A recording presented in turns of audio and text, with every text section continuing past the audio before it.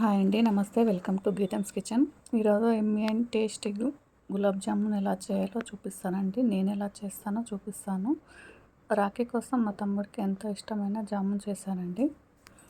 ముందుగా ఒక గిన్నె స్టవ్ పైన పెట్టుకొని అందులో 3 గ్లాసుల చక్కెర వేసుకోవాలండి. అలాగే ఈ 3 గ్లాసుల చక్కెరకి 3 గ్లాసుల వాటర్ వేసుకోవాలి.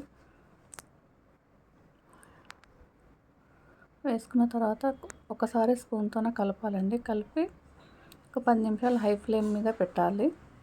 ఇలా మరిగిన తర్వాత ఇలాచీ పౌడర్ దంచి వేసుకోవాలండి. తర్వాత నేను ఎంటీఆర్ జామున్ పౌడర్ తీసుకున్నాను. అందులో కొంచెం సాల్ట్, కొంచెం వంట సోడా వేసి జల్లెడ పట్టుకోవాలండి.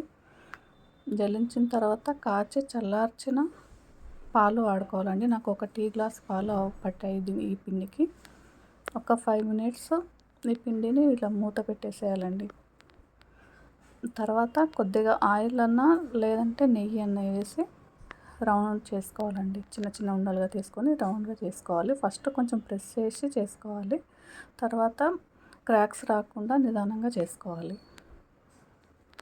అన్నీ ఇలా చేసి పెట్టుకున్న తర్వాత మంటని మీడియం ఫ్లేమ్లో పెట్టుకొని నిదానంగా డీప్ ఫ్రై చేసుకోవాలండి.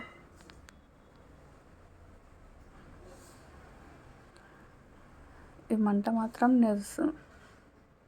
లో ఫ్లేమ్లోనే ఉండాలండి, లేకపోతే లోపల ఉడకవు.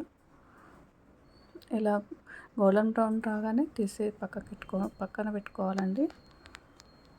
తర్వాత పాకం చల్లారిన తర్వాత ఈ జామున్ వేడిగా ఉన్నప్పుడే ఇందులో పాకంలో వేయాలండి. అలా వేస్తేనే పాకాన్ని పీల్చుకుంటాయి.